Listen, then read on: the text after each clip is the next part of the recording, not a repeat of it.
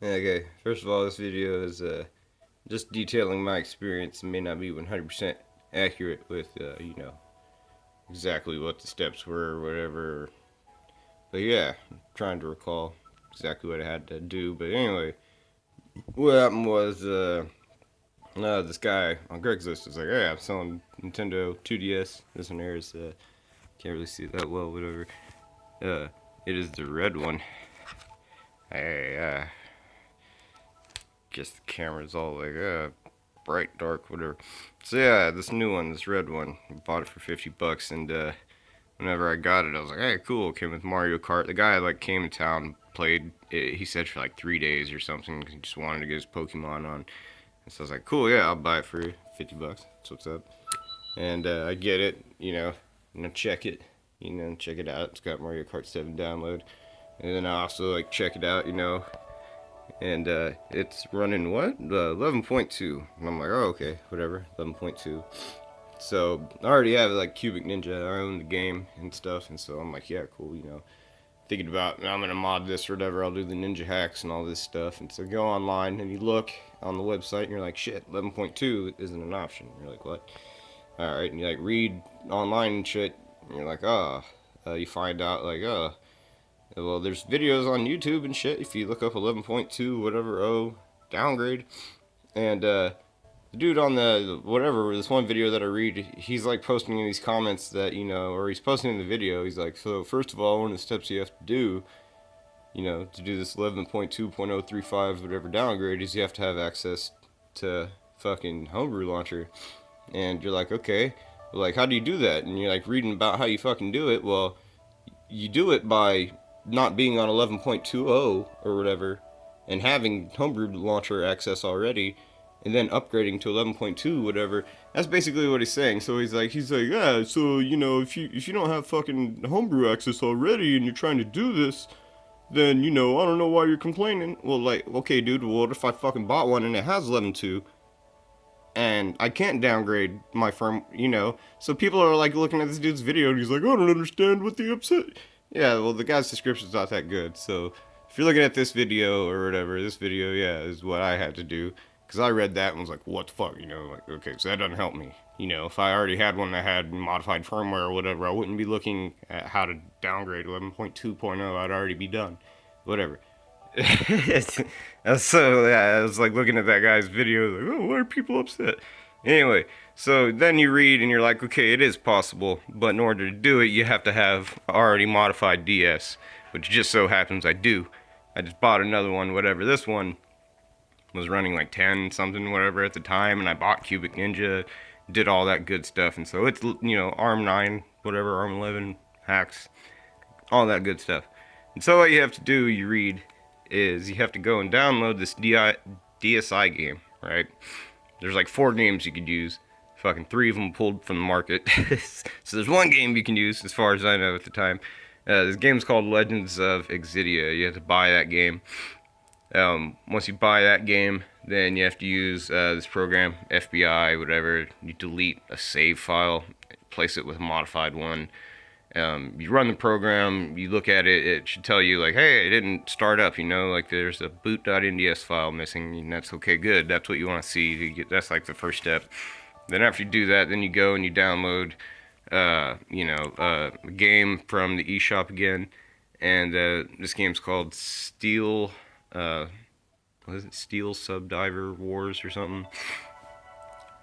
I always trip up on the saying of it, blah, blah, blah, blah.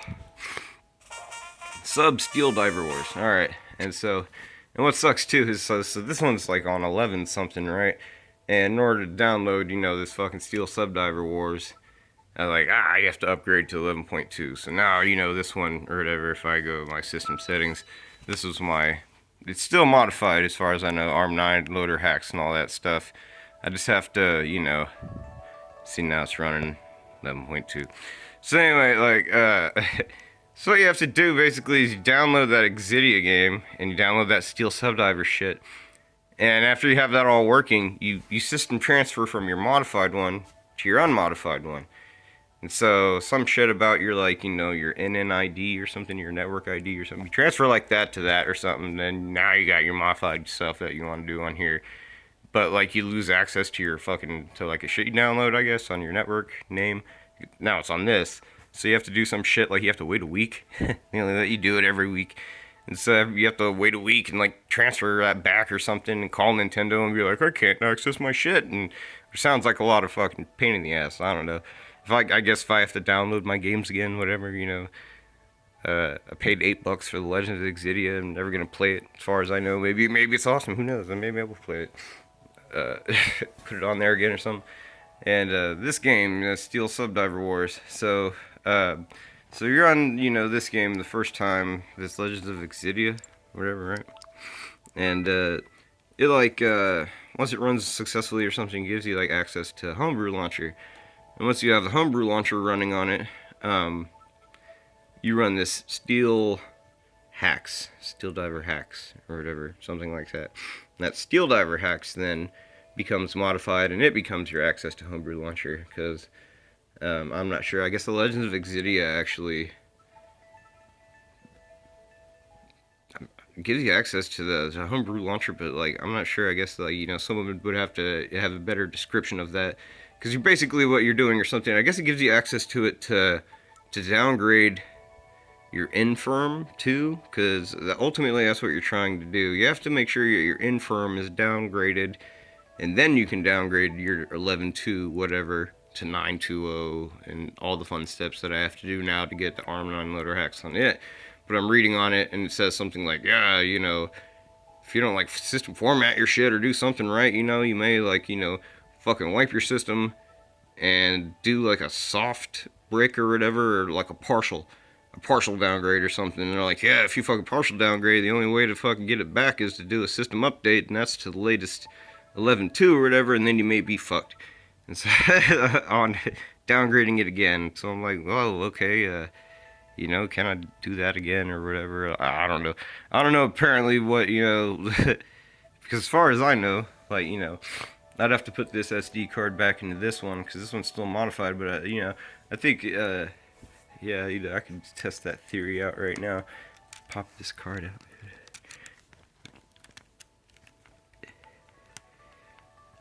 If I can do it. There, it's out. Put it in this one, right?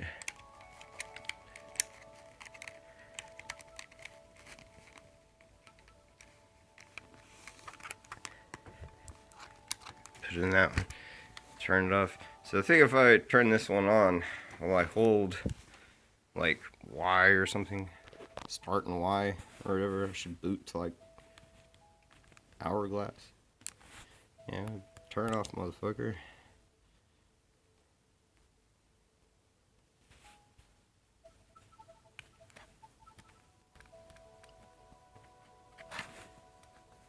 Did it turn off? Yeah, it did. Okay. So yeah, I'm gonna hold down X. Or is it start and like X? Some shit like that. Turn it on. Yeah, boom. Ooh, decrypt 9. So yeah, it looks like it's still modified and everything like that. You know, the ARM9 hacks and everything on that's still all good. I just have to system transfer from that shit back to that shit if I want my network ID or something like that to something like that. You know, you go to the GitHub page and you read all that and you read the descriptions, and those guys know that they're talking about and everything, and you know, you listen to them. You don't listen to me. You just see this video and it's a brief description, kind of general idea of, you know, it's basically just to show you that, you know, if you do have a DS and you're on 11.2.035 and you don't have another DS that's modified already, I'm here to crush your dreams now to tell you pretty much fucked. As far as I know. You just have to happen to have that, which I guess, you know, isn't such a rare case, right? Like I did, whatever. I'm just a dude that likes the 2DS a lot, whatever. You see other videos out there, like, you know, I have, you know, where is it? I got a backpack over here, right? Dig in here somewhere. I have 3DS, you know. With the fucking, I don't know where it is, you know. I have 3DS XL with the Circle Pad Pro. Shit from Japan or whatever. The thing's a monster, right? Ah, damn, it's honking with the second C stick. The screens are huge, sure. But, you know, just this thing's, man, to carry it around and to play on it, it's like a pain in the ass. It really is, whatever. It hurt my hand. I was playing games and my hands would hurt me. I'm just an old man. But I'm like, yeah, this shit's not cool, whatever, right? I'm gonna get my game on. And I got this fucker here for like $50 at a pawn store, and it was awesome. So yeah, form factor is great. The way you hold it, play it, and everything. Screen kind of has some. Let's see if I can. Has some scratches on the bottom, whatever, wear and tear. It's, got it for $50. Play it. Put plenty of hours on it. So when I had the opportunity to get this one for $50, I'm like, oh, you only played it for 3 days. He said he bought it for Pokemon, played it for 3 days. That screen, it's immaculate. Immaculate for now. And then I found this guy who sells this chip or whatever, right? I was like looking at these videos, I'm playing Super Mario, and I'm like, looking at these videos this guy recorded, and I was like, I wonder how he screen captured them, right? And he's got to be using like some kind of screen capture shit. So I look online, and yeah, there's a guy. There's like 2 companies that make it. One's like Katsumi, whatever capture, and then there's another one called Loopy. And I was like just looking around, and I like saw this guy. I saw a Reddit post where like somebody's like, hey, I'm asking questions. What's up with the 3DS capture shit?